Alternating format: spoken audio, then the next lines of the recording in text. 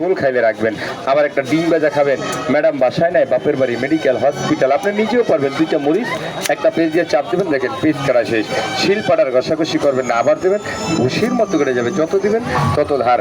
ঘন্টার কাজ মিনিটই সারবেন। বেগুন থেকে বেগুনি, আমরা যে কোনো ধর্মের মানুষ একটু হলেও খাই।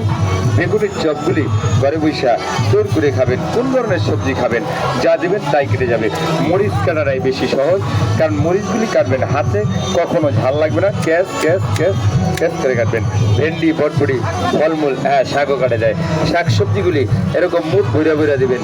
আমরা তো অল্প অল্প দিই, কারণ আমাদের বারবার দেখাইতে হয়, একটু পর পর দেখাইতে হয়। এভাবে মুঠ ভৈরা ভৈরা শাক সবজিগুলি দিবেন। দেখেন কলমি শাক, পালং শাক, লাল শাক, পুঁই শাক, মূলা শাক, হেঁচি শাক, পাটের শাক, ধনিয়া পাতা, পুদিনা পাতা, ডেকি শাক, কলই শাক, যা দিবেন তাই কেটে যাবে। 1 ঘন্টার কাজ আপনি 8-10 মিনিটে সারবেন।